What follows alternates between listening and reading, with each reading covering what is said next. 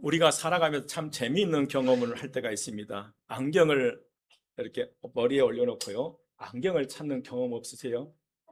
핸드폰을 손에 잡고 있으면서 핸드폰을 찾는다고 온 방을 뒤진 적은 없으세요? 표정들이 저만 있는 것 같아요. 여러분, 차 열쇠를 주머니에 넣고 한참을 찾다가 뒤늦게 발견하고 웃었던 경험은 없으십니까? 왜 그럴까? 찾고 있는 것이 이미 내 곁에 있었기 때문에 그렇습니다. 그런데 여러분, 신앙생활에도 비슷한 그런 때가 있어요. 우리는 어려운 일을 만나게 되면 하나님을 찾습니다. 답답한 일을 만나면 하나님께 도움을 구하고요. 앞이 보이지 않을 때는 하나님께 길을 보여달라고 기도합니다.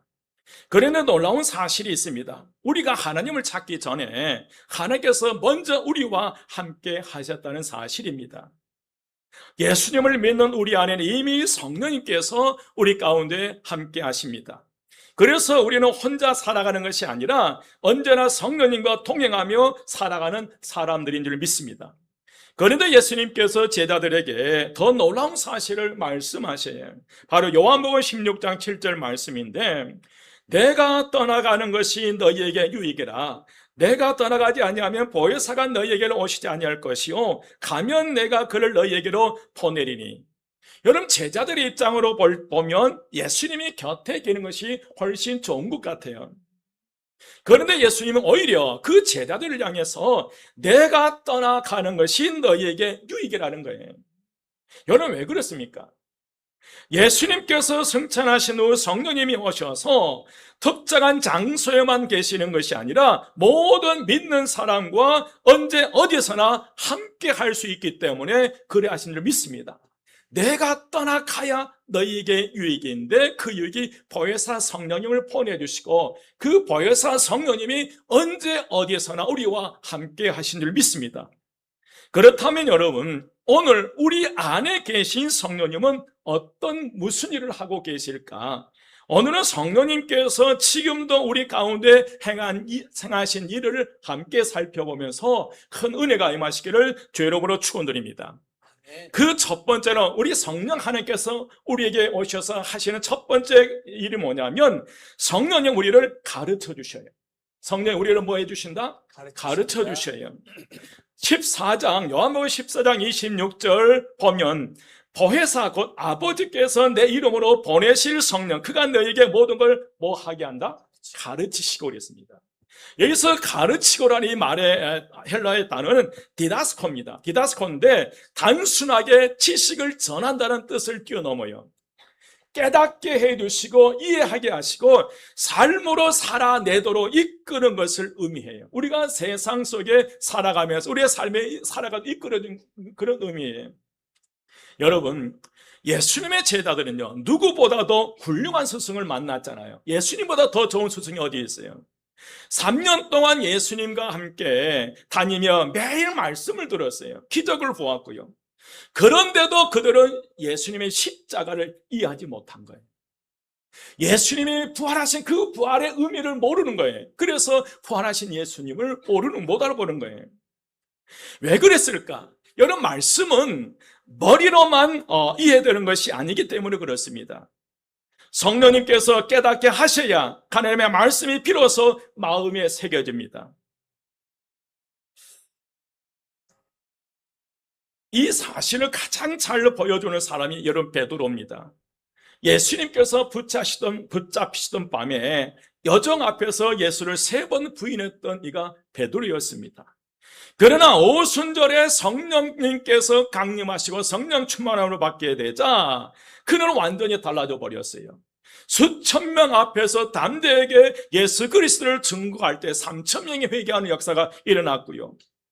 또 설교를 통해서 수많은 사람들이 회개하며 하나님께 돌아왔는데 여러분, 무엇이 달라졌어요? 여전히 베드로예요. 여전히 그 얼굴이에요. 여전히 입고 다니는 옷이에요. 그러나 하나 달라진 것은 그에게 성령 충만함이 임했고 성령께서 그 베드로로 하여금 뭐 하게 하셨다? 깨닫게 하셨다는 거예요. 우리도 이런 경험을 합니다. 수없이 읽었던 말씀이 어느 날 갑자기 마음에 확 와닿는 경우가 있어요. 아, 이 말씀이 이런 뜻이었구나. 하나님께서 지금 나에게 말씀하고 계시구나, 그걸 알 수 있다는 거예요. 바로 이것이 성령님의 가르침이신 줄 믿습니다. 여러분, 종교개혁자 갈빈은 성령님을 성경의 참된 해석자라고 말씀하셔요. 아무리 성경을 많이 알고 좋은 설교를 많이 들어도 성령님께서 깨닫게 하지 않으시면 말씀은 지식으로 끝나버린다는 거예요. 성령님께서 우리로 하여금 깨닫게 해주시지 아니하시면 그 말씀은 하나의 지식으로 끝나버린다는 거예요. 그러나 성령님께서 역사하시면 단 한 구절의 말씀이 한 사람의 인생을 바꿔버린다는 거예요. 많은 말씀도 아닌 이 성경을 한 구절을 통해서 그 구절을 깨닫게 하니 성령님의 역사로 우리의 인생이 변화되어 버리는 것이 얼마나 많은 사람이 있는지를 몰라요. 사랑하는 여러분, 성령님은 지금도 말씀을 통해서 우리에게 가르치고 계십니다. 그래서 성령 충만한 사람은 늘 말씀을 가까이 해요. 왜냐하면 성령님께서 언제나 말씀을 통해서 역사하기 때문에 그래요. 무엇을 통해서요? 말씀을 통해서요. 어느 농부가 보면 씨앗을 뿌린 다음에 그 다음날 밭으로 나가서 그 뿌린 씨앗들을 향해서 야, 씨다, 아직도 왜 자라지 않아? 라고 외친다면 아마 다 비웃을 거예요. 왜? 씨앗은 심는 그날 자란 건 아니잖아요. 여러분, 왜 그러냐면 씨앗은 하루 만에 자라지 않기 때문에 그렇습니다. 그러나 보이지 않는 땅 속에서는 이미 생명이 자라고 있다는 거예요. 농부가 씨앗을 뿌려서 그 씨앗이 전혀 변화가 없는 것 같지만 그 뿌린 씨앗에서 그 땅 속에서는 그 생명의 역사가 나타나 그 씨앗이 자라고 있다는 거예요. 여러분, 말씀도 그렇습니다. 오늘 말씀을 듣고 당장 변화가 없는 것처럼 보일 수 있습니다. 성경을 읽어도 특별한 감동이 없는 날이 있을 수 있고요. 그러나 성령님께서는 지금도 우리의 마음밭에서 조용히 일하고 계신다는 사실이에요. 내가 성경을 보고 말씀을 들어도 전혀 내 인생의 삶에 변화가 없는 것 같지만 그러나 내 내면에서 계신 성령님께서 우리의 마음밭에서 지금 저와 여러분을 변화를 일으키고 계시는 믿습니다. 그 한 가지 변화, 지금 어디에 앉아 있다는 거예요? 지금 어디에 앉아 계세요? 여기 앉아 계세요. 오늘 유혹했을 거예요. 그러나 그 유혹을 뿌리치고 이 자리에 앉아있는 이 사실만도 여러분, 성령께서 여러분을 이끌어 주신 거예요. 그러므로 여러분, 보이지 않는 곳에서 말씀의 씨앗이 자라가게 하시고 때가 되면 반드시 열매를 맺으리라 믿어요. 우리의 지훈자매 얘기해도 될까 모르겠어요. 얼마 전에 힘들다고 전화 왔어요. 갑질당한 거예요. 앞이 안개였어요. 어떻게 해야 될지. 그런데 오늘 찬송이 어쩜 그렇게 은혜가 되는지, 때가 되면 그 안개가 확 사라지고 앞이 확 보이는 거예요. 이게 하나님의 역사라는 거예요. 지금은 막막하고 답답하고 아무것도 보이지 않지만 포기하지 않고 말씀 붙들고 기도하고 있으면 어느 한순간에 안개가 확 사라지게 되고 미래가 확 보이는 역사가 일어나리라 믿습니다. 그러므로 여러분, 낙심하지 말고 계속 말씀 앞에 머무르십시오. 성령님은 오늘 또 말씀을 깨닫게 하시고 그 말씀으로 우리의 삶을 변화시키고 계십니다. 지금도 저와 여러분을 변화시키고 계세요. 두 번째, 성령님은 말씀을 뭐 하게 하신다? 생각나게 하세요. 요한복음 14장 26절 하반절에 보면 내가 너희에게 말한 모든 것을 뭐 하게 하리라? 생각나게 하리라. 여기서 생각나게 한다는 이 말은 헬라어로 슈포밈 네스코입니다. 잊어버린 것을 다시 떠오르게 하네. 잊어버렸던 것을 다시 생각나게 하다, 그런 의미, 다시 기억하게 하다는 그런 뜻이에요. 여러분, 사람들은 참 잘 잊어요. 그래서 어떤 분은 이렇게 말씀하셔요. 목사님, 설교를 들었을 때 은혜를 많이 받았는데 집에 돌아가면 도대체 생각이 안 나요. 여러분 어떠세요? 지난주 설교 제목 기억나세요? 사실 저도 설교해놓고 잊어버릴 때가 있더라고요. 제목도 기억 안 날 때가 있어요. 여러분, 우리도 마찬가지예요. 하나님의 은혜를 쉽게 잊어버리게 됩니다. 기도 응답도 잊어버리고요. 많은 응답을 받았는데 그 응답받는 걸 잊어버리는 거예요. 하나님께서 도와주셨던 일도 시간이 지나면 당연한 것으로 여길 때가 있습니다. 여러분, 성경을 보면 이스라엘 백성들이 반복해서 넘어졌던 가장 큰 이유도 하나님을 잊어버렸기 때문에 그래요. 홍해 바다를 건너게 하신 은혜도 있었고요, 잊어버렸고, 광야에서 만나를 먹이시는 그 은혜를 잊어버렸어요. 여러분, 그 이스라엘 백성 뒤에는 바로의 군대가 쫓아오고 앞에로 홍해 바다가 갈라졌는데, 그 순간 우리는 죽었다라고 했을 때 모세가 하나님의 능력의 지팡이를 붙잡고 손을 내밀 때 홍해 바다가, 그 바닷물이 좌우 벽을 이루고 그 사이를 지나왔던 이 민족이 이스라엘 백성이에요. 그런데 3일 지나서 그 은혜를 다 잊어버리더라는 거예요. 그러나 여러분, 성령님은 우리가 잊어버린 하나님의 말씀을 다시 뭐하게 하신 분? 생각나게 하신 분이에요. 낙심할 때 위로의 말씀이 떠오르게 합니다. 염려할 때 약속의 말씀이 생각나게 하고요, 두려울 때 용기를 주시는 말씀이 다시 마음에 살아나게 해요. 그 말씀이 어디서 갑자기 생겨났을까? 바로 성령께서 우리로 하여금 뭐하게 해주신다? 생각나게 해주신다. 아멘이시죠, 여러분? 아멘. 어느 권사님이 큰 수술을 앞두고 계셨어요. 밤이 되면 걱정이 밀려왔습니다. 혹시 잘못되면 어떠지? 내가 죽으면 우리 남아있는 가족들은 어떻게 될까? 두려움 때문에 잠을 못 이루는 거예요. 그런데 기도하는 가운데 갑자기 한 말씀이 탁 떠올랐어요. 두려워하지 말라. 내가 너와 함께함이라. 놀라지 말라. 나는 내 하나님이 됨이라. 내가 너를 굳세게 하리라. 참으로 너를 도와주리라. 참으로 나의 의로운 오른손으로 너를 붙들리라. 이사야 41장 10절 말씀이 그 순간 떠오른 거예요. 여러분, 그 말씀한 한 구절이 권사님의 마음은 붙들어주기 시작했어요. 수술실에 들어갈 때에도 그 말씀을 붙들고 들어갔고요, 하나님께서 평안을 주셨다고 하는데 왜 그 말씀이 그 순간 떠올랐을까? 바로 성령께서 뭐 하게 하셨기 때문에, 생각나게 하셨기 때문에 그래요. 여러분, 우리는 말씀을 기억하는 힘보다 잊어버리는 힘이 더 강해요. 자꾸 잊어요. 그래서 우리에게는 성령님의 도우심이 진짜 필요한 줄 믿습니다. 옆에 분에게 가르쳐 주세요. 내가 볼 때 잘 잊은 것 같으니 성령님의 도우심이 필요합니다. 아멘. 여러분, 우리는 성령님의 도우심이 필요하더라고요. 우리 하은혜 집사님 앉아있는데 오늘 중고등부 설교 불러줘요. 목사님 다 기억을 못하니까 다시 불러주세요. 다시 계속 불러줬어요. 우리 잊어요, 여러분. 이거 어쩔 수 없잖아요. 그러나 다시 생각나게 하신 그분 성령께서 우리와 함께 하실 때 달라진다는 거예요. 여러분, 성령님은 필요한 순간 가장 적절한 하나님의 말씀 우리 마음에 떠오르게 해주신 줄 믿습니다. 마치 어머니가 아픈 자녀에게 가장 필요한 약을 꺼내주듯이 성령께서 우리 마음에 저장된 말씀 가운데 지금 가장 필요한 말씀을 꺼내서 저와 여러분에게 주신다는 거예요.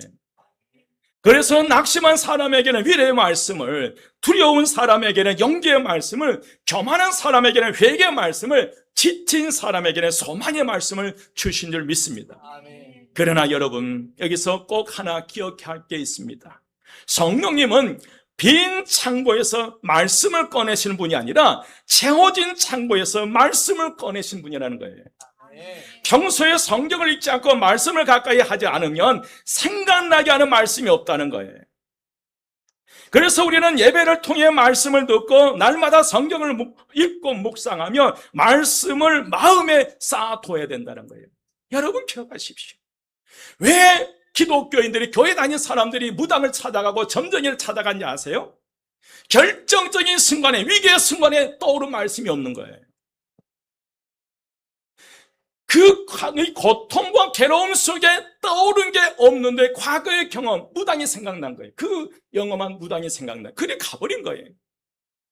여러분, 내 안에 말씀이 저장되어 있지 않으면 결정적인 순간에 떠오른 말씀이 없으니까 세상적인 방법으로 가버린다는 거예요. 적어도 우리 한마음교회 성도는 그 위기의 순간에, 결정적인 순간에 하나님의 말씀이 떠오르시기를 주의 이름으로 축원드립니다. 더욱더 제가 바라는 것은 제 목소리로 말씀이 떠올랐으면 좋겠어요. 여러분, 정말 그 말씀이 우리 안에 있을 때 성령께서 가장 필요한 순간에 다시 떠오르게 하신다. 그래서 저와 여러분에 있어 가장 큰 자선은, 여러분, 돈도 필요하고 건강도 필요하지만 가장 큰 자선은 우리 마음속에 저장된 하나님의 말씀이라고 생각합니다. 아멘. 여러분, 자녀들을 키우는 여러분, 우리 부모님들, 그 말씀, 여러분의 마음에 말씀을 저장하십시오. 그 말씀으로 아이들을 양육해야죠. 그래서 여러분, 우리의 마음속에 하나님의 말씀이 저장될 때 그때마다 필요한 말씀을 우리에게 생각나게 하시더라는 거예요. 그런데 여러분, 혹시 지금 힘든 시간을 지내고 계십니까? 기도해도 답답하십니까? 염려가 많으십니까? 그렇다면 오늘 이렇게 한번 기도해 보시기 바랍니다. 성령 하나님, 지금 제가 가장 필요한 말씀을 생각나게 하옵소서. 제 마음을 붙들어주는 하나님의 말씀이 기억나게 하옵소서. 여러분들이 지금 가장 힘겨운 시간을 보내고 있다거나 답답하고 미래가 보이지 않는다면 그 순간 성령 하나님, 나에게 분명한 미래가 보이게 하옵소서. 내가 가는 길을 인도하여 주시옵소서. 이 기도가 오늘 저와 여러분의 기도가 되시기를 주의 이름으로 축원드립니다. 아멘. 성령님은 오늘 또 가장 필요한 말씀으로 우리를 위로하시고 붙드시며 다시 이렇게 세우십니다. 여러분, 성령님은 지금도 필요한 말씀으로 우리 마음에 생각나게 하신 분이 성령님이셔요. 세 번째로 함께 읽겠습니다. 세 번째로요, 성령님은 우리를 진리 가운데로 인도하십니다. 아멘. 13절 말씀 함께 봉독합니다. 13절 다 같이 시작. 그러나 진리의 성령이 오시면 그가 너희를 모든 진리 가운데로 인도하시리니 그가 스스로 말하지 않고 오직 들은 것을 말하며 장래 일을 너희에게 알리시리라. 아멘. 아멘. 모든 진리 가운데로 인도하신다고 말씀하셔요. 그러나 진리의 성령이 오시면, 성령님 오시면 그가 너희를 모든 진리 가운데로 인도하신다고 말씀하셨어요. 여러분, 인도하다라는 이 말은 헬라어 호데게오입니다. 호데게오인데 앞에서 길을 안내하다, 목적지까지 데리고 가다는 뜻이 있어요. 여러분, 인생은 길을 걸어가는 것과 같습니다. 살다 보면 어떤 길을 선택해야 할지 모를 때가 있어요. 무엇이 옳은 결정인지 고민할 때가 있어요. 가정의 문제, 자녀의 문제, 직장의 문제, 건강의 문제 앞에서 어떻게 해야 될지 답답할 때가 있습니다. 그런데 예수님은 성령님께서 우리를 진리 가운데로 인도하신다고 말씀하셔요. 아멘. 여기서 말하는 진리는 단순한 지식이나 교리를 뛰어넘습니다. 예수님 자신을 말씀하시는 거예요. 요한복음 14장 6절에서 예수님께서 내가 곧 길이요 진리요 생명이니 그랬어요. 내가 곧 길이요 진리요 뭐이다는 거예요? 생명이라는 거예요. 그 영어로 성령님께서 우리를 진리 가운데로 인도하신다는 것은 결국 우리를 누구에게로 이끈다는 거예요? 예수 그리스도에게로 이끈다는 거예요. 그래서 성령님의 인도하심은 언제나 예수를 닮아가는 방향으로 이끌어 주시더라는 거예요. 여러분, 우리가 진리 가운데로 성령님의 인도함을 받게 되면 미워하기보다 용서하게 하는 길로 가시게 하더라는 거예요. 다투기보다 화해하게 하시고요, 세상의 기준보다 말씀을 따라가게 하십니다. 교만하기보다 겸손하게 하셔요. 이것이 성령님의 인도하심입니다. 어떤 분들은 성령님의 인도하심이라고 하면 특별한 환상이나 꿈을 생각해요. 물론 하나님께서 특별한 방법으로 역사하실 수 있습니다. 그러나 성령님의 가장 일반적인 분명한 인도하심은 말씀을 통해서 이루신다는, 뭘 통해서요? 말씀을 통해서요. 성경을 읽다가 마음이 찔릴 때가 있어요. 설교를 듣는데 꼭 내 얘기처럼 들릴 때가 있어요. 2주 전인가 집사님 한 분이 목사님 꼭 나를 두고 하는 설교 같아요. 맞아요. 다 찔려요. 그래서 설교를 듣는데 그 꼭 내 얘기처럼 들릴 때가 있다는 거예요. 기도하는 가운데 하나님의 뜻이 분명하게 깨달을 때겠네. 안개처럼 불확실했는데 그 문제를 가지고, 그 제목을 가지고 기도하는데 그 문제가 명확하게 보이고 확실히 될 때가 있다는 거예요. 여러분, 바로 그것이 성령님의 인도하심인 줄 믿습니다. 여러분, 요즘 자동차를 타면 내비게이션이 길을 안내해요. 길을 잘못 들어도 내비게이션은 결코 뭐 하지 않는다? 여러분, 내비게이션은 내가 실수하고 잘못된 길로 가도 결코 뭐 하지 않는다? 화내지 않더라고요. 그러면서 경로를 재탐색합니다. 제 아내가 그랬으면 좋겠어요. 없어요. 지금 아셔야 돼요. 경로를 제 탐색합니다. 여러분, 저는 이 말이 참 은혜스럽게 들려요. 우리도 인생길에서 잘못된 선택을 할 때가 있습니다. 실수할 때가 있고 넘어질 때가 있어요. 그러나 성령님 우리를 결코 포기하잖아요. 다시 말씀 안으로 우리가 오게 하고요, 다시 기도하게 하시며 다시 하나님께로 돌아오게 하신 줄 믿습니다. 그리고 다시 바른 길로 인도하십니다. 이게 성령님의 은혜예요. 여러분, 지금 혹시 중요한 선택 앞에 놓여 있습니까? 여러분, 사람의 생각보다 먼저 성령님의 인도하심을 구하시기를 부탁드립니다. 성령님, 제 생각보다 하나님의 뜻을 따르게 하옵소서. 성령님, 오늘 제가 가야 할 길을 저에게 보여주옵소서. 주님, 제가 선택해야 되는데 어떤 선택을 해야 돼요? 성령 하나님, 바른 선택할 수 있도록 지혜를 허락하옵소서. 성령님, 그래서 그 성령님은 오늘도 말씀을 통해 우리를 진리 가운데로 인도하시며 그 길 끝에서 언제나 누구를 만나게 해요? 예수를 만나게 해요. 여러분, 우리가 가는 마지막 끝에는 누가 계시는 거예요? 예수님이 계신 거예요. 우리는 진리 가운데로 인도하시는데 그 진리가 예수 그리스도이고 그 예수 그리스도를 향해서 예수를 닮아가는 길로 인도한다는 거예요. 여러분, 꼭 성령님의 인도하심을 받으시기를 주의 이름으로 축원드립니다. 네 번째 함께 봉독합니다. 네 번째 다 같이 시작. 성령님은 미래를 맡길 믿음을 주십니다. 아멘. 성령님은 미래를 맡길 믿음을 주셔요. 16장 13절 하반절에 장래일을 너에게 알리시리니 그랬습니다. 여러분, 이 말씀은 많은 사람들이 오해하는 구절이에요. 어떤 사람들은 성령님께서 미래의 일을 미리 알려주신 분으로 생각합니다. 물론 하나님께서 특별한 경우에 미래의 일을 보여주실 때가 있어요. 그러나 예수님께서 여기서 말씀하신 핵심은 미래를 예언하는 능력이 아니라는 거예요. 여기서 말하는 장래일은 하나님께서 앞으로 이루어 가실 구원의 계획을 가리키고 있는 줄 믿습니다. 당시 제자들은 예수님의 십자가도 이해를 못했어요. 그렇게 끊임없이 제자들에게 얘기를 했으면서 십자가가 뭔지를 몰랐고요, 부활이 뭔지를 몰랐어요. 복음이 온 세상으로 전해질 것도 전혀 몰랐어요. 그러나 성령님께서 오신 후 그들은 하나님의 계획을 깨닫게 됐어요. 오순절 이후 제자들은 예루살렘을 넘어 사마리아로 그리고 마침내 땅끝까지 복음을 전하게 됩니다. 여러분, 우리 역시 미래를 알지 못합니다. 내일 어떤 일이 일어날지 알지 못해요. 1년 후에 우리의 삶이 어떻게 될지 아무도 몰라요.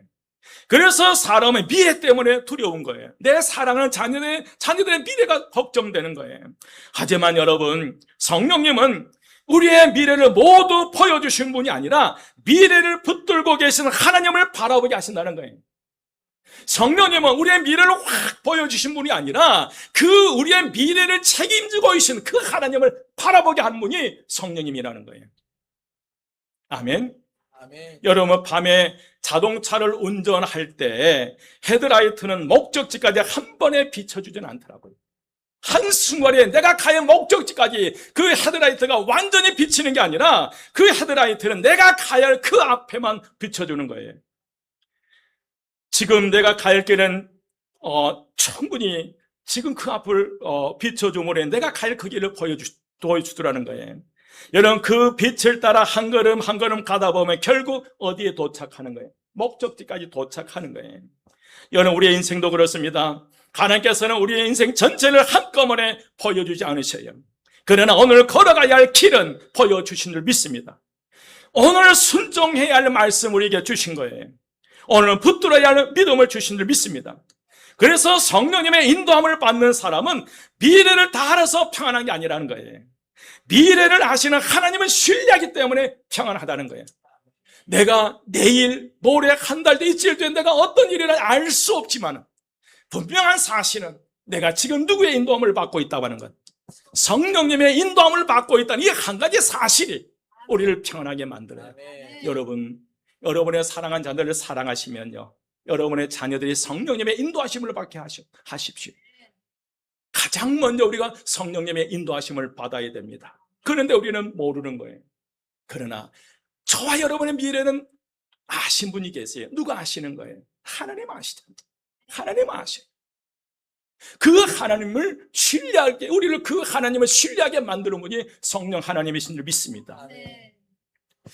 여러분, 성령님의 인도를 받는 사람이 미래를 다 알아서 평안한 게 아니라 미래를 아시는 하나님을 신뢰하기 때문에 평안한 것이에요. 아브라함도 목적지를 모르고 길을 떠났고요. 사도 바울도 앞으로 어떤 고난이 기다리는지 알지 못하는 가운데 떠난 거예요. 여러분, 사도 바울이 가는 길은 험악한 길이었어요. 강의 유혹을 받기도 하고요, 강도의 유혹을 받기도 하고, 40에 하나 가만 태장을 39대 태장을 2번씩이나 맞게 되고요, 숱한 때로는 어쩔 때는 도려마다 죽었다고 사람들이 버렸는데 다시 피투성이 된 몸으로 일어나서 성으로 걸어 들어갔던 이가 사도 바울이었어요. 그런데 사도 바울이 걸어가는 그 걸음걸음 알고 가는 것이 아니라 그냥 가는 거예요. 가다 보니까 어려움이 있었는 거예요. 그게 성령의 인도하시. 그러나 여러분 기억하십시오. 여러분을 가는 그 길이 고난의 길과 힘겨운 길이랄지라도 성령님이 함께 하시고 성령이 인도하시면 반드시 그 고난을 이기게 하실 줄 믿습니다. 아멘. 여러분을 성령의 이끄심 속에, 인도함 속에 어떤 어려움도 이기게 하시. 그러면서 우리의 신앙이 더 강해지는 거예요. 사도 바울은 전부터 믿음의 사람들이 아니었죠. 그런 고난의 연단 그 과정을 지나치면서 점점 더 사도 바울로 변화되는 거예요. 여러분, 성령님의 인도함을 받으십시오. 여러분, 혹시 미래 때문에 걱정하고 계십니까? 앞날이 보이지 않아 답답하십니까? 그러면 이렇게 기도하십시오. 성령님, 미래를 다 보여달라는 것이 아닙니다. 오늘 제가 걸어갈 한 걸음만이라도 보여주옵소서. 내 미래 전체를 보여달라는 것이 아닙니다. 내 사랑하는 자녀들의 미래를 전체 보여달라는 게 아닙니다. 내 눈앞에 그 한 걸음만이라도 제대로 보여주시옵소서. 어떤 상황에도 하나님을 신뢰하는 믿음을 허락하옵소서. 사랑하는 여러분, 성령님은 미래를 점치게 하신 분이 아니라 미래를 하나님께 맡길 믿음을 주신 분이 성령님인 줄 믿습니다. 그리고 성령님께서 우리를 가르치시고 말씀을 생각나게 하시고 진리 가운데로 인도하시는 모든 목적은 하나예요. 우리를 예수님께 더욱 가까이 이끄는 거예요. 한 걸음 한 걸음 예수님 향해서 가게 만들어요. 성령님은 오늘 또 우리를 붙드시고 미래보다 하나님 더욱 신뢰하는 삶으로 인도하실 줄 믿습니다.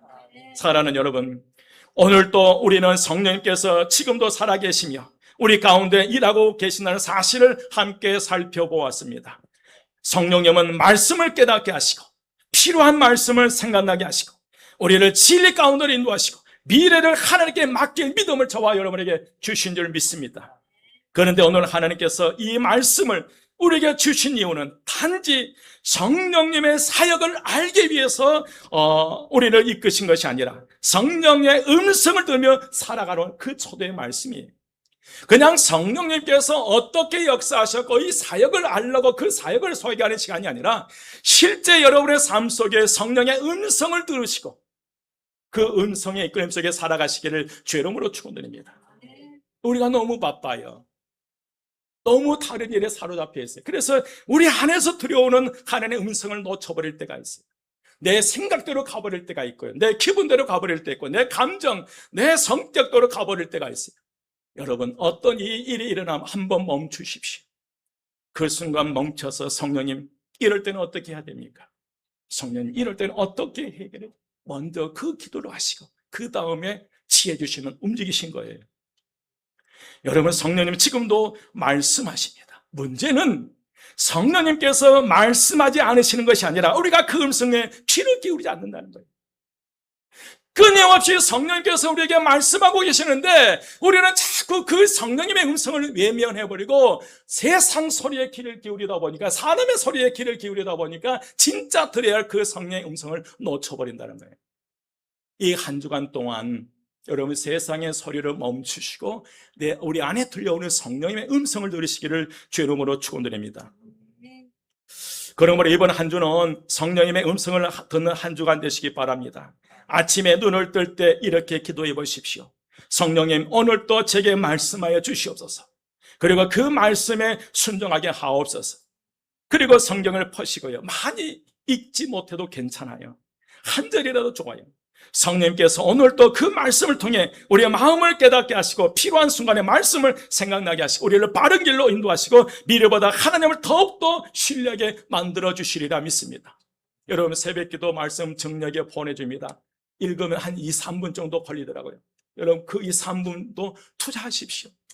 아무리 바빠도 멈추고 그 하루 성경 한 장 읽으면 좋은데 그것도 바쁘면 좋아요. 한 절 그것도 바쁘면 제가 카톡으로 보내는 그 말씀이라도 멈춰서 읽어보고 같이 기도하고 그 다음 행동하실 때 더 큰 은혜와 축복이 일어나리라 믿습니다. 여러분 성령님은 지금도 말씀하십니다. 그러므로 듣는 데서 멈추지 말고 그 말씀에 순종하며 살아가는 저와 여러분 되시기를 주의 이름으로 축원드립니다. 기도드리겠습니다. 우리 주 예수 그리스도의 은혜와 하나님 아버지의 크신 사랑하심과 날마다 우리에게 말씀하시고 진리 가운데로 인도하시며 미래를 하나님께 맡길 믿음을 주시는 성령의 교통하시고 역사하시며 함께하심이 성령님의 음성에 귀를 기울이고 말씀에 순종하며 살아가기를 결단하는 이 자리에 모인 모든 성도들과 그들의 가정과 일터와 자녀들 함안교회와 이 땅의 모든 교회에 지금부터 영혼까지 함께 하시기를 간절히 축원드리옵나이다. 아멘.